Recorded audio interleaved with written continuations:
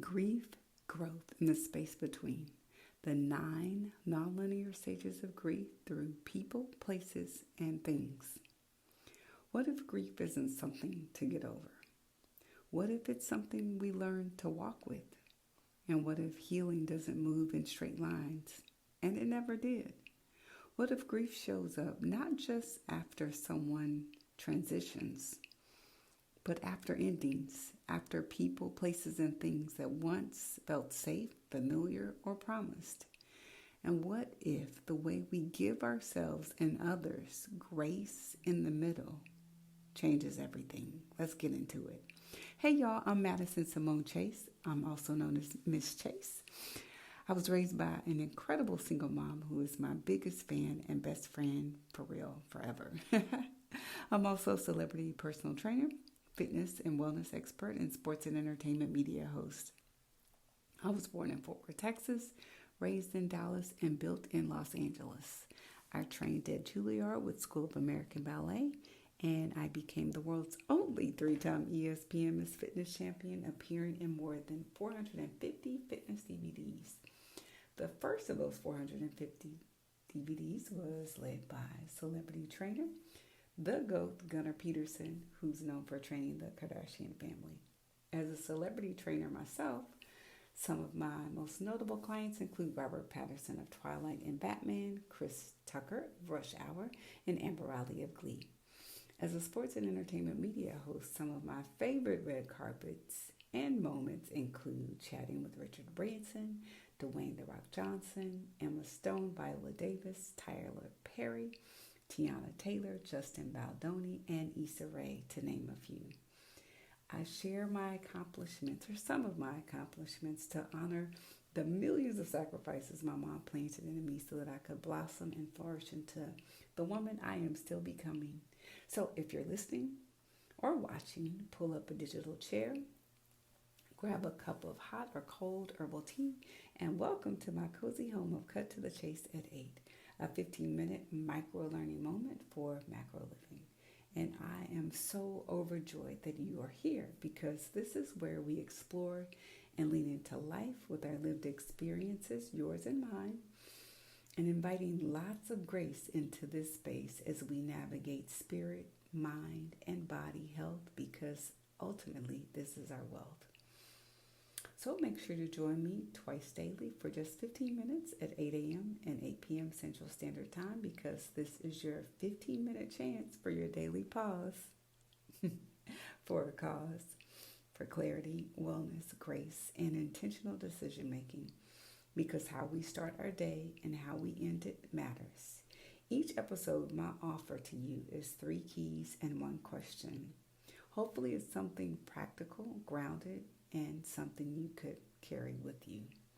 So wherever you're listening from, turn it up and tune in. And if anything you hear today pricks your heart or lights a spark, I'd love for you to subscribe, share this with someone you care about, and leave a comment so that this is a dialogue and not just a monologue. Now let's take a breath together. Inhale, 3, 2, 1, and exhale for 5, 4, 3, 2, 1. Let's lean into today's episode of Cut to the Chase at 8. Let's cut the noise. Let's get clear. And let's get ready, set, go, and grow. And let's be great. We are settled in wherever you're listening from right now. If you're driving, walking, resting, working out, being a caretaker, or simply pausing, let this be a safe place to land.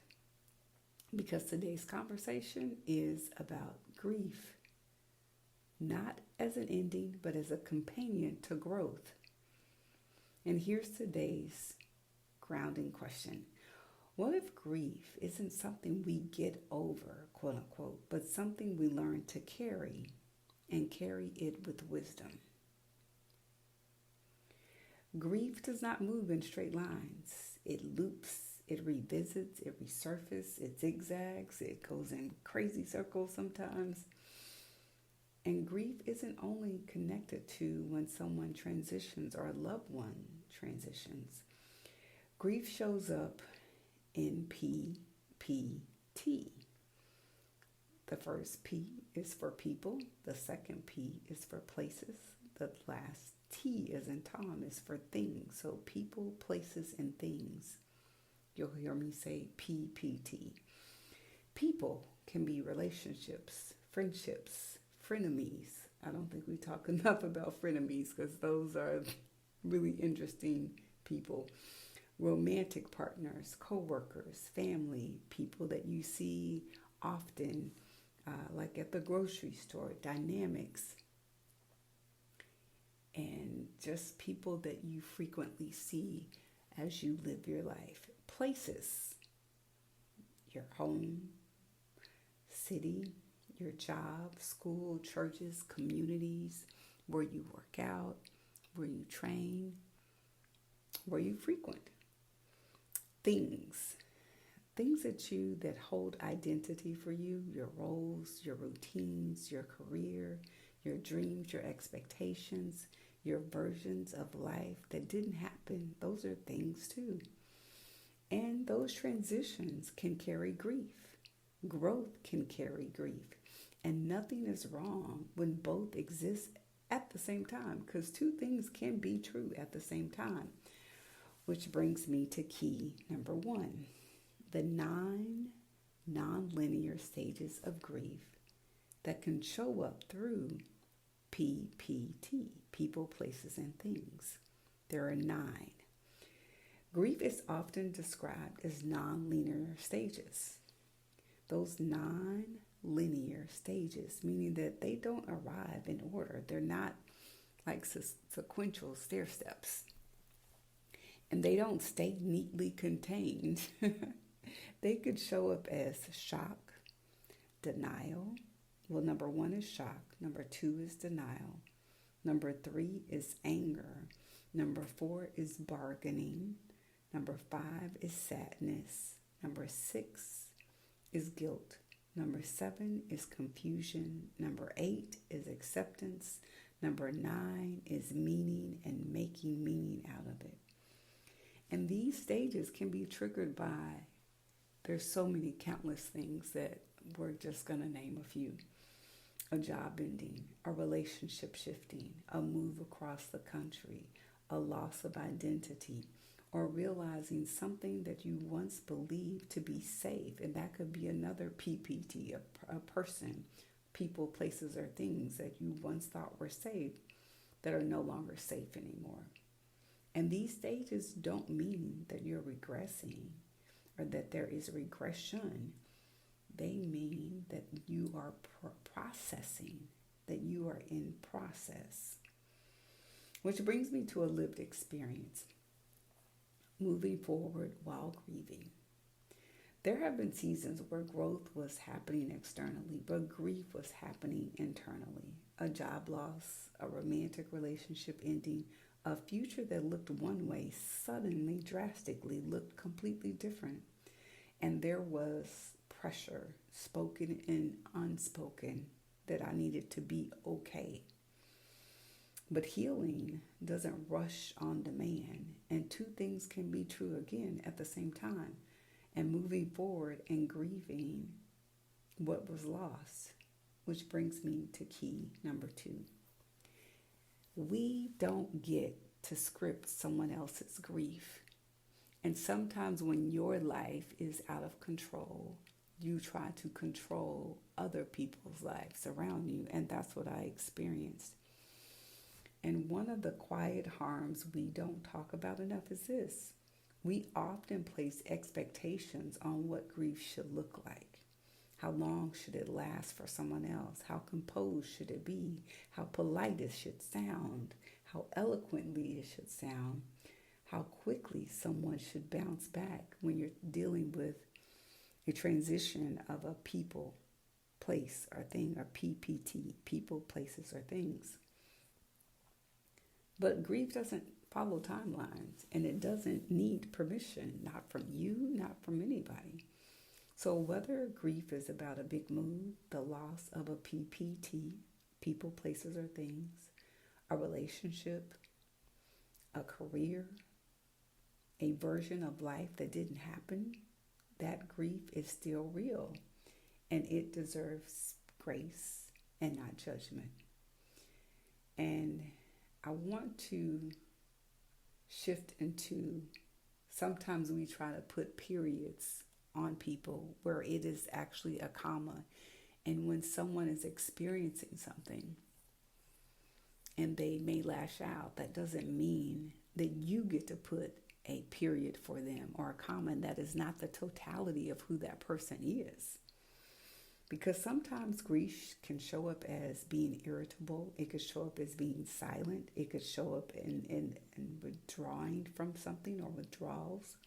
It could show up as emotional overwhelm or even a moment of lashing out. And it's tempting for us to label that moment as someone's character. But here's the reframe that I want us to consider. And that I wish that the person who was dealing with me, who was my friend, that she or he would have given me the grace in that space. Because not every reaction is a period.